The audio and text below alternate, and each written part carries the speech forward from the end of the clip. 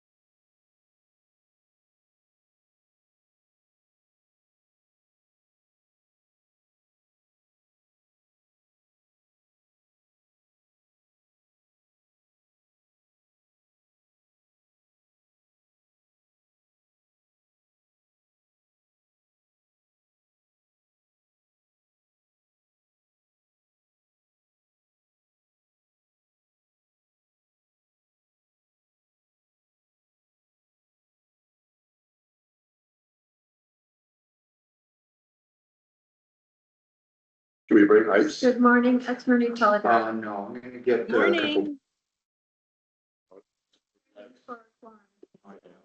Run out of ice. Good morning, John.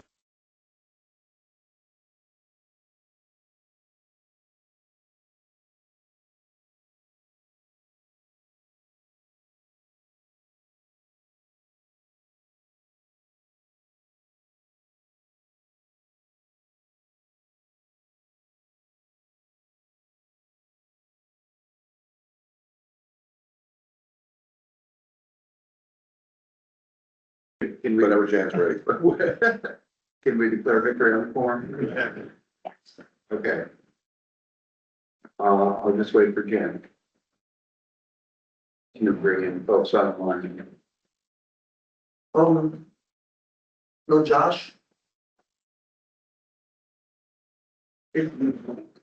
Josh is on, but it looks like he's not completely connected. Yeah. Hi, can you hear me? Can we do a quick roll call? Liam? You Barbara? Yes, Yeah. I heard you, Josh. Thank you. Jeremy. Brenda Barry. And John Phillips, yeah. Terrific. That's our roll call, meeting's called order. Okay, 10:01. And first up, we have the review to vote on the draft minutes from July 10th.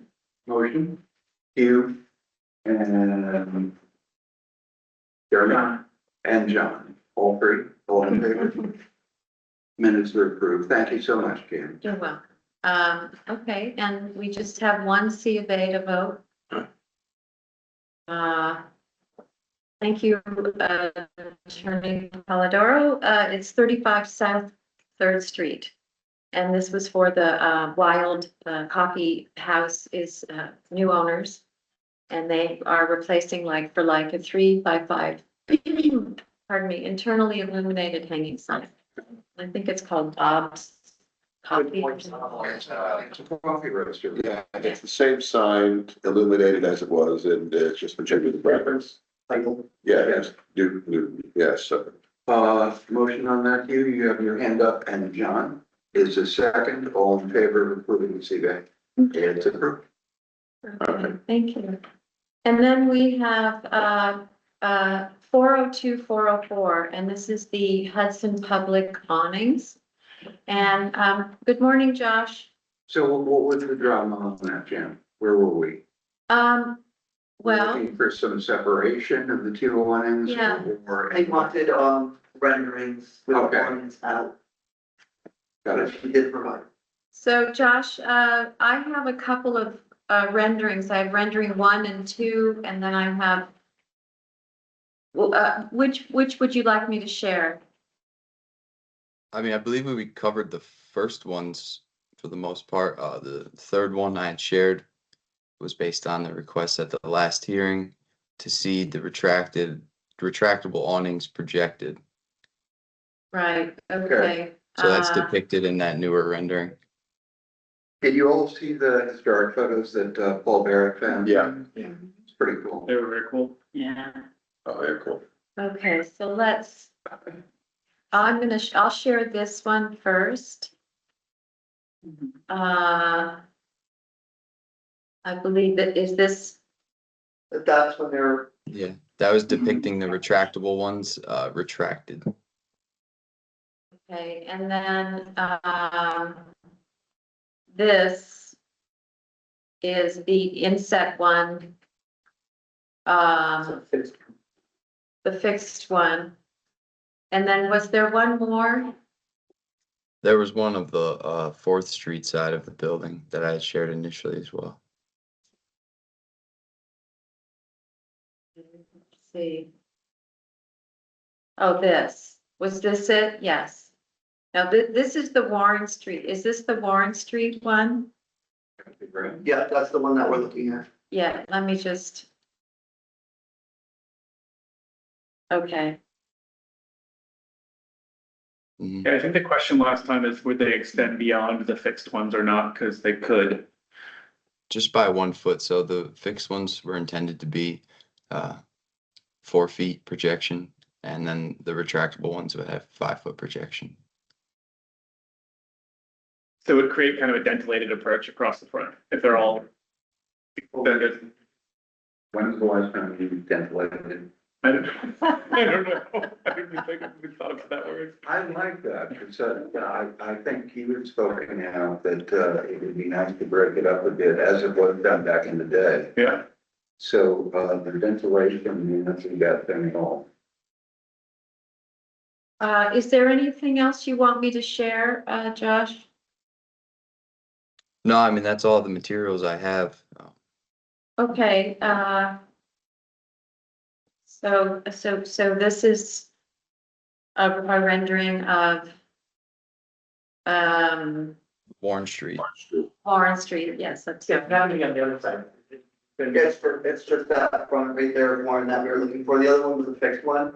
So the rendering is just showing those wider ones, which were the retractables extended, which is what the council asked for.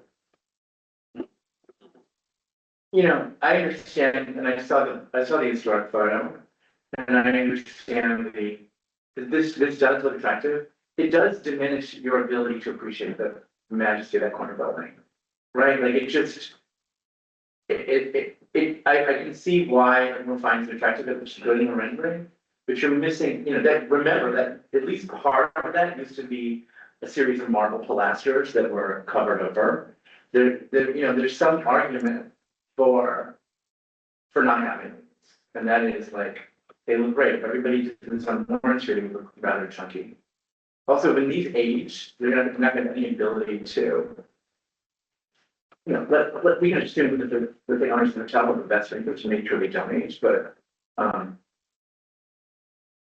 mean, it's not, it's just, you know, it's just. Any other comments or opinions? Well, I mean, that may be true, but, you know, there's a lot of other awnings on Orange Street. So I don't know how we, you Well, I know, mean, is there 200 feet, linear feet of them, I mean, or whatever, it's quite a lot. There's I think we've been through this multiple times. There's a good precedent for this, and I think the applicant responded to our request. I'd like a motion to find the application completed this morning. Jeremy, Miranda, all in favor? Aye. Any opposed? Application's not complete. Oh, yeah, it's true. Yeah, that's Okay. right. I mean, I do have, the measurements that Josh, you provided us with the measurements. Let's keep on going. Okay, sorry. A motion to waive a public hearing and request the city attorney to prepare a CUA. Jeremy and Miranda, all in favor? Aye. Are there any opposed? Abstain. Motion's carried. Well, sorry, can you just record the vote? I can't see everyone. I think yes, I think you need 4 votes. We've got 1, 2, 3, 4. there we go. So John, if you want to stay with, How many states? okay. We've got 4 votes in favor. It's carried. Thank you. Okay. Thank you. And next up, we have, Thank you all for your 228. time. Yes, Thank you. thank Thanks you. for being responsive. We bounced you back and forth a little bit, but you did good. No worries. Have a good day. Okay, thank you. And next up, we have 228 Allen Street. And our applicant is here in person. Good morning. Good morning. I thank you for taking me at the last minute. I spoke with CEO Mr. Fox yesterday, and thank you so much. I'm back for, I guess, 2 main reasons. One is we submitted an application, actually it was 2024. I have a full copy of our drawings. That we wanted to make a minor adjustment to the fence appearance. And speaking with Mr. Fox, first wanted to present that to this group. And then he reminds me on the original COA that we agreed to show you sort of spec sheets of the windows and doors. The one minor adjustment we made is that as we wrote that we had a window in the easterly facing facade, but did not know that, 'cause it didn't really think it was, useful. It was definitely different from the original, so we simply didn't do that. This side right here, Yeah. right? Correct. Yeah, So you were gonna add a window in right there, but you decided not to at this point. that's correct. And again, I can show you our drawing, original drawing, it should be. So, Clark, what is new that you're presenting? The new thing in the design, is our spec sheets for the one door. I have a couple copies of it, I can just show it to you. There's a interior yard door, which is really sort of a French door, and there's garage door, which again, as we noted in the CFA, we would send, or present, the actual look of the doors that we're choosing as place. I have copies of those there. Again, the interior is in the courtyard, really not visible to the street, but as a courtesy, of course, that it's there. Do you have any more copies or Jen's gonna cut it? Oh, I don't have online copies, but I do have the fencing. Okay. Here's the garage door. I do have some fencing that you had included in the email. That's correct. So I just, maybe we should just step back and this, for those of you, 228 Allen, this was the plan for the demolition of the garage. And the demolition of I guess the other sheds. Yeah, so I can just summarize. Our plan, which was approved, was to save the big guy, and you can see the exterior there. Right. And there was a co-joining series of smaller, garages that were dilapidated, and we have demolished those per agreement, so we saved the original big guy that's there, and we're looking to go take a look at it, it's almost done. And then we demolished the small guys all the way across, and that's now extra yard for us to plant, and really didn't need change. We're asking for now is the change to the fence look. And then again, I offered the pages on the of the doors that we will install. Mhm. So if I may, on his original, renderings that he submitted to HPC, the fence was vertical slats and the privacy lattice cross. And now he wants to go with horizontal slats and horizontal privacy slats above that. Which isn't a major change, and probably right there is what he wants to do, probably more historically accurate, in my opinion. So the original application was this, the cross hatching. And was part of the C of A approval, and now he wants to do vertical slatting. That looks good to me. Okay, there doesn't appear to be a bunch of execute all the fence. Is there anything else we need to apply on? And then we talked about the doors, I mean, as long as you guys They're all good. Yeah, I think they're appropriate to say that. Any issue with the garage doors? No, Okay. they're actually very nice. One more thing, if I may, and we can put this a bit, I'm not sure if we should bring it up now, but we wanted to also do, the fence will be the same, per that design, but we want to do an entranceway. Just add an age there, but it's not gonna change the appearance. A gate? Yeah, gate. That's fine. Yeah. Okay. So as a Um, matter of process, we do need an application. I mean, it's fine to move it forward today, but we're gonna have to have an application before the C of A is voted on. But you're having C of A, and it was contingent upon him showing us, the windows and doors that he wanted, which is, what he's doing now. Right, but now this is a new application to amend the fence. Once the C of A is voted on, it's done, and then any change, you just need a new application, because we'll lose track. We'll lose track of all these changes without the paperwork. Right, We'll get you guys an application for it then. right. So this was the application that is part of our package that we approved and was signed and stamped. And the condition, as Officer Fox said, was to provide the specs for windows and doors, which our applicant has done. and it's simply a design change for the fence, that what we approved was the boundary fence. So instead of crosshatching, it's now slats. Victoria? Yeah. Are you okay if we move forward or, Yeah, move forward, that's fine. I just was saying for the next meeting, let's just get it papered No, up I know. properly. we run into it all the time. We look at stuff that seems very great. We can't find it. There wasn't enough. I get it. We can move on this and vote on the C of A in 2 weeks, but, you need to provide or work with Officer Fox to get a actual application, as Victoria stated in his file. Sorry, Clark, but we do need the. You know, I really appreciate being here now. Victoria's So, it's quicker than I thought. Given the fact that there will be a complete application, can we vote to find the application complete? Yes, Or is that? I mean, you not- have all the information you need, so that's fine. Okay, add that motion to you. yeah, And a second, Jeremy, all in favor? Aye. And again, contingent on everything falling into place, can we waive the public hearing? yes, Jeremy and you, first and second, all in favor? aye, Are there any objections? no, You're done for a while, just work with Officer Fox.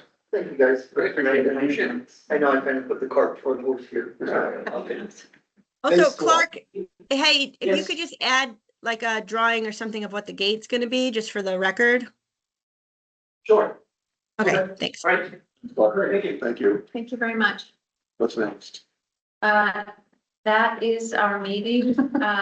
We do have, on the agenda, the 11 Warren Street, update, if there's anything. Okay. I've got a whole lot to update. I've got a couple of business items. I'll roll in with that. There are term limits expiring, which is a real thing. Miranda, 7/31/26, Jeremy, 7/31/26, Paul, 7/31/26, and Kara, who came in on an existing term, 7/31/26. The mayor has to approve and swear you guys in. And Jen, how do you suggest they proceed? Should they go through the mayoral aide or through the clerk? I think through Tiffany. I got an email from the mayor. Hmm? I got an email from the mayor saying my term was up and Okay. So guys, is that clear? You gotta get in touch with Tiffany and get that taken care of? Tiffany and Mark, Yeah, and I just saw her, they're out for a few hours for a meeting, but I can just remind her to send. Okay. Also, the swearing in, just do it. I think you can just do it on your next meeting. I mean, yeah, if you're gonna be we're gonna be at the next meeting and vote, then you just do it on your way. Oh, nice. right, You don't have to like come there. Okay, but they do, please do send notice to Tiffany to get this in process. Okay. what's next? Well, I'm sorry, there, it was Jeremy. Jeremy, Sorry, it's Mary, Jeremy, Paul, and Kara Oh, wow. discussing mayor emailed all of us. are all expiring. We can just Okay. respond to. Well, they're not personally expiring, the term is expiring. Right, so you have to send like a notice that you would like to stay on. And request request renewal of your term. Agree, and it's a good point. It's not a given. We serve at the pleasure of the mayor, you have to ask. On 11 Warren, we're kind of where we were. It's very difficult in the existing code to kind of reach out to make stuff happen until there's an application for exterior work that goes to Officer Fox. That becomes the trigger event. Okay.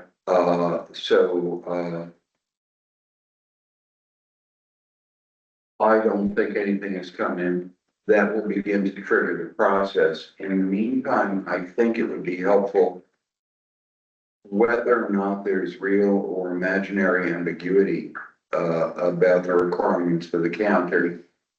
I'm gonna seek the mayor's support and or both the common council president to support Officer Fox in moving forward with the county to present preservation commission. But he needs that bigger event, and he probably do to work with. I think you probably saw in the gossips, there's a state law referred to commonly as something like the Monroe Balancing Act. It is Gossips, possible. I brought that up at the meeting, but go on. Okay, can I rephrase? There is a state law brought up by City Attorney Victoria Polidoro Thank you. that was reported in gossips. That if you look through the questionnaire, in terms of the county steps on this building and the impact on Lower Warren Street, and the historic district, could be a violation of the state law. I'm gonna take an attempt with, the assistance of, whoever wants to help me with it, of actually filling that out. And getting that to City Hall and propose to City Hall that the, county is in violation of state law relative to, that balancing act. I think it may be helpful, it may not be helpful, but I think it's really worth doing and it's worth using in our toolkit. I also had a conversation with someone who's very familiar with other opportunities for housing. Do you remember the name of what that's called? You were in the discussion with our friend, Paul's friend, the architect. Chip, Oh, Ezra? Ezra. She has a fair amount of expertise working in other places in the state and outside of the state, on Long Island, in Massachusetts, in Provincetown, and so on. With a vehicle for enabling people to get both protection and potentially some subsidy. If they, for example, were to convert a building on the alleys to a family occupancy or even a straight up rental income. One of the things we struggle with is that folks are sometimes stymied by what to do with alley garages and so on. And often enough, they kind of do nothing and the thing deteriorates. This may give us another tool to help people find a solution that will make it easier for them to have family members in that structure or rent it out for income. And it may also be a vehicle as we look into it to find other ways to develop affordable housing in Hudson. There are grants available right now from the state, I believe, to put in ADUs in your home. Word, that was what I was looking for, Nick. Accessory dwelling units. However, in Hudson, our codes state that you can only add an ADU if it's a single family home, which, in a lot of cases, they're not. If the ancillary building or the primary home. The primary building has to be a single family home. It has to be owner occupied as well.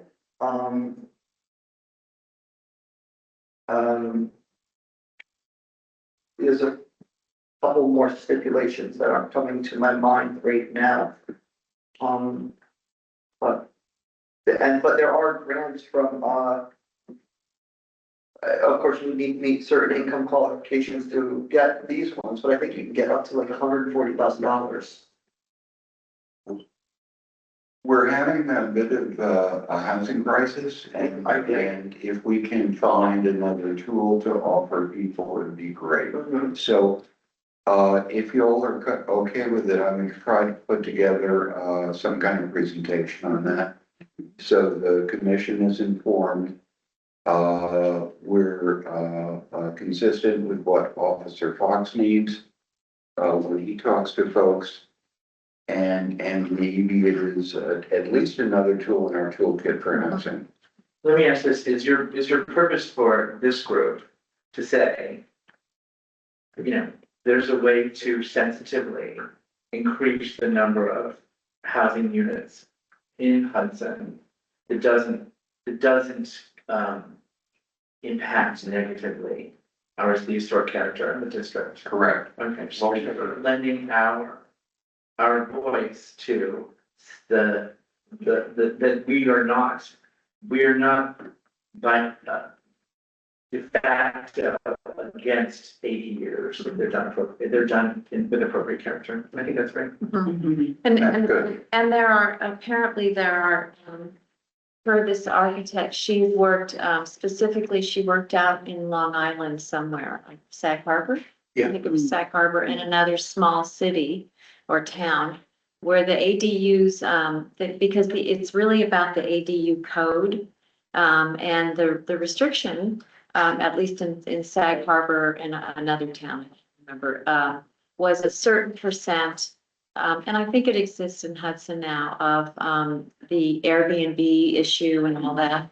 But this would be really trying to leverage some of the neglected utility alley dwelling units, which are, if you walk any of the alleys, they're falling, people just demolition by neglect, and really trying to find a path for them to get some money to be able to fix it up and then maybe even rent it. And there are restrictions, so it would be not a short-term rental. It would be housing. Yes. Right. It can't be short-term rental. Yeah. I think that, I mean, you can see that, I'm sure you read that the city is looking for some revisions to its charter. I think this would not be a terrible time for us to look at 169. As well as working with planning specifically to review their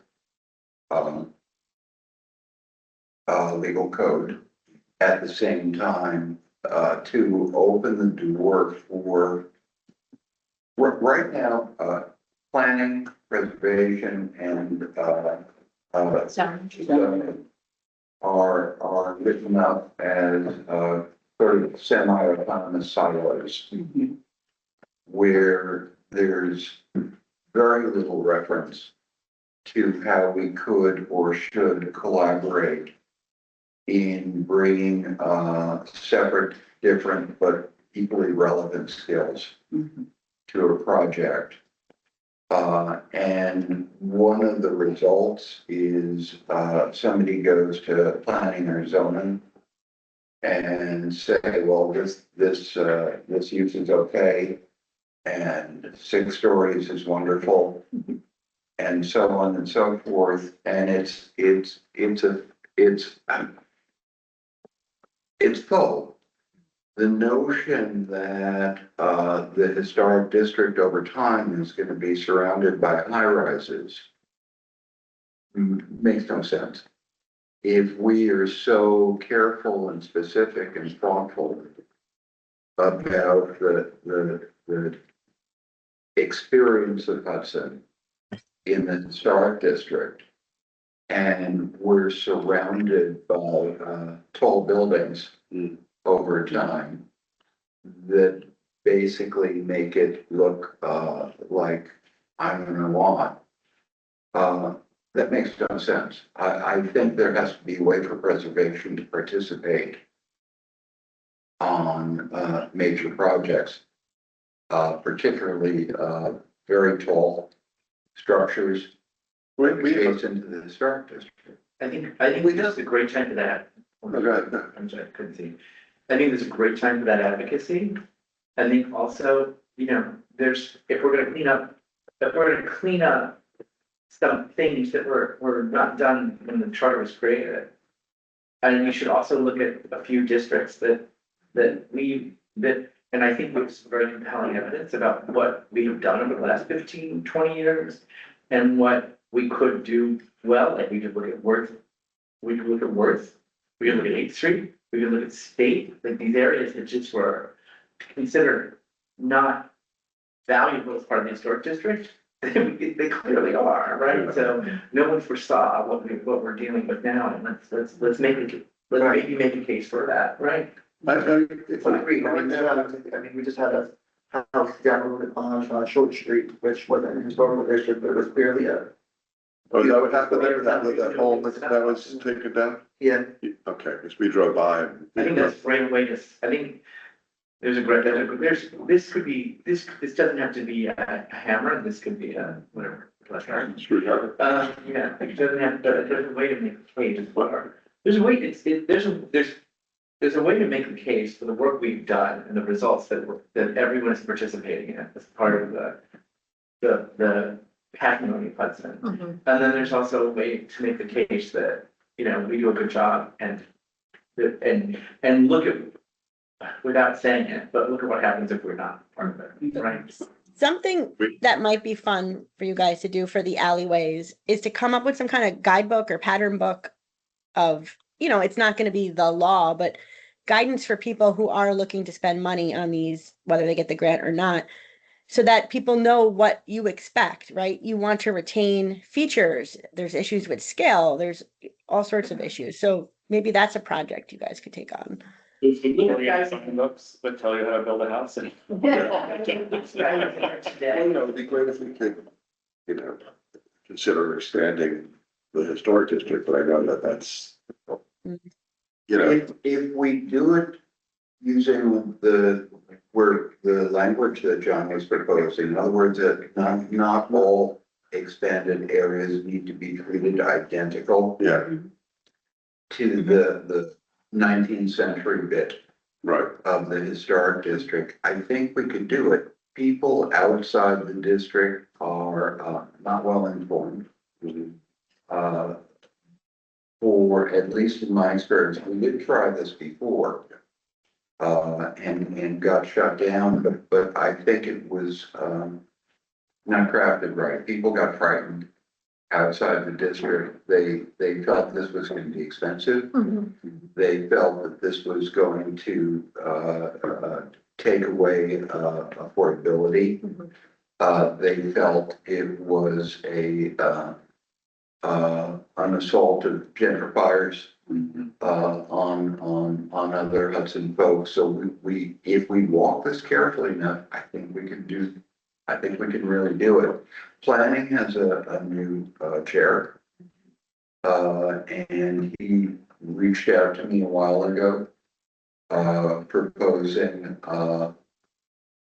collaboration and sharing and in ways that we've not done before and are not prescribed in the code. I think they actually should be institutionalized in the code, so these silos are not acting sometimes in contradiction of one another in terms of what gets approved. So anybody who wants to jump in and work on that with Phil is more than welcome, or whatever you want to do, but this is a great time to make I think it. that, I think it particularly makes a difference if we're willing to say we want to be part of the solution of the housing crisis. Yeah, Because I think we've been viewed as being reactionary on that Yeah. issue. Well, I think there's a lot- That's not necessarily true, but but that is what a lot of people think. it is what a Yeah. lot of people think.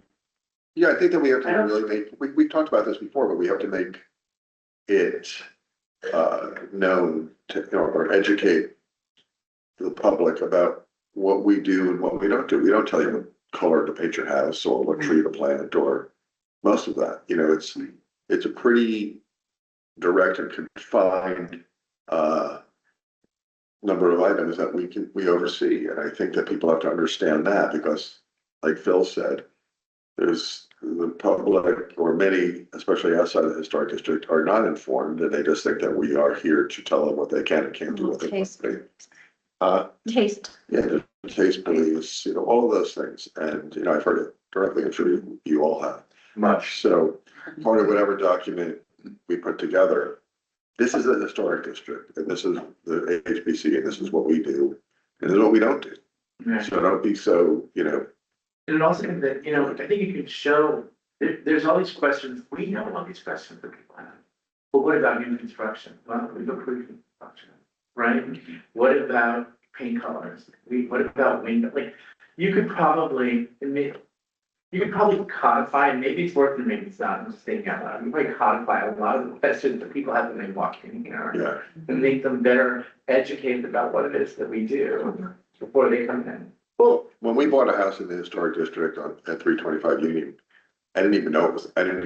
Same thing for me. I didn't even know there was any, you can do this and you can't do that. Hopefully But we have to- we'll fix that, yeah. Jen and I were just having this conversation the other day, actually. Previous to my appointment as code enforcement officer, I was a contractor, and I was intimidated of ever having to come in front of HPC or do any of that stuff. So I always would put that responsibility on the owner and the architect. And since I've been here in this position and working beside you guys, and I see how wrong I was about the process of going to HPC. You guys are very accommodating to most of these. That'll be up in front of the brochure. We are the, It's nice. yeah, we're the most accommodating commission. You're not as bad as I thought you were. Yeah. I do have a hand raised, Chairman. Sure. Mr. Kopnicki, Mr. McGee, would you like to speak? Yes, thank you. First, in response to what you've just been saying, in New York City, the the Landmarks Preservation Commission does issue guidelines for historic districts. And at one point, they did put out a pamphlet explaining to people exactly what the commission does. So I think those are good ideas if you follow through on that. On 11 Warren, as I said at the last meeting, I believe, the code is unequivocal on the fact that even non-contributing buildings in historic districts require a certificate of appropriateness. Gossips of Rivertown, I think at some point in the past, mentioned the Monroe decision in discussing how, I believe in 2011, the county went not only before the Preservation Commission on alterations to the courthouse, but also before the planning board. So that has set a precedent. And finally, I would like commissioners, if they're not already doing so, to pay attention to developments concerning the Dunn warehouse. Thank you very much. Thank you. Thank you. Thank you very much. One last, and this is, I'm gonna wait to introduce last outside the meeting. Is there any other business to discuss for the meeting? I just wanted to state on record, in case anybody is listening out there, the grant that I was referring to before is RUPCO, and it looks like you can get up to $112.5 thousand to add an accessory dwelling unit onto your property, which could be used towards one of these carriage houses or In something. new construction or renovation as well? It could be, you could use it to finish a basement if you wanted to, as long as you're adding housing that's come to your. Could you spell it? RUPCO. They've come in us a couple times. They come down below us at Newburgh and Beacon. But $112.5 thousand goes on That's money to the not bad. Yeah.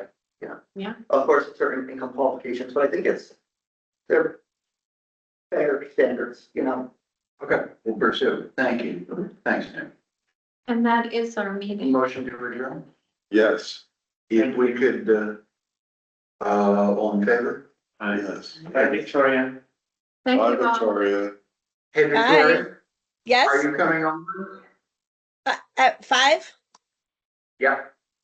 Yes, I'm gonna try to make it. All right, Thank can you bring a cake? So let's, Okay. Devil egg for me. Thank you very much all. The meeting Bye. is over. Thank you.